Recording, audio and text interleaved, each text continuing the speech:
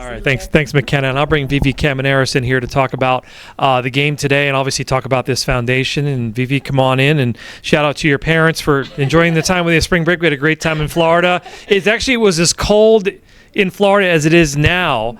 This April weather is just crazy. But first, let's talk about the game. Obviously, I talked to McKenna about this, and that Messiah game a couple weeks ago.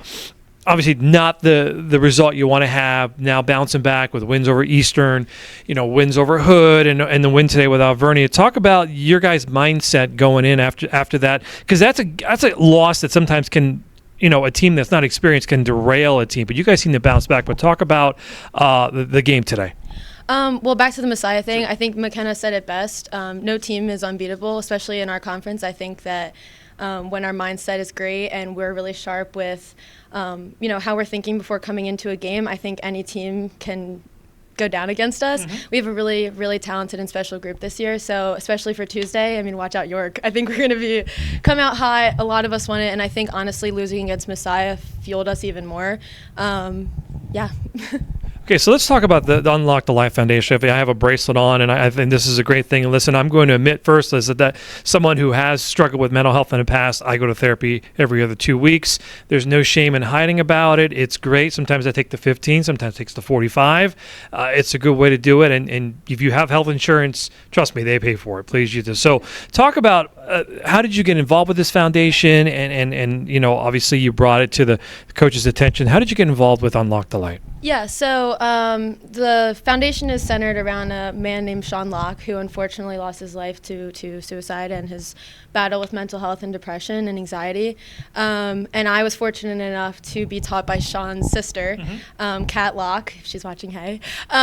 She was unable to come today, but supporting us from home. She was my 7th grade English teacher. She works at the same school that my mom teaches at in Baltimore City. And when I was a freshman in college, she lost her brother. So we had known the family and her and the story. And we've been involved in every single tournament and every other thing for the foundation. We've been volunteers. We've worked, I've been a raffle person for them walking around.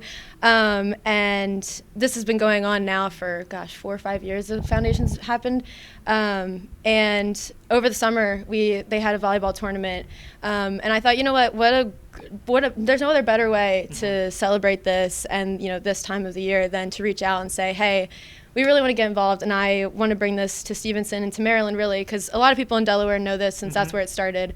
And I'd love just to share their message. And so I talked to the coaches over the summer. We got it figured out for Zach to come talk to us in the fall. And the team really got moved by it.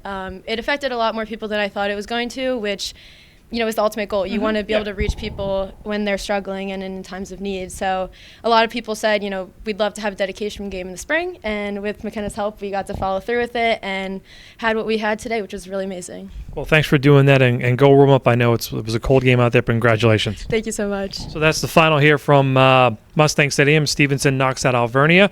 They'll be back in action this Tuesday as they take on York. You can watch it right here on GoMacSports.tv, Go Mustang Sports. And we'll talk to you soon. As always, thank you for watching, and Go Stangs.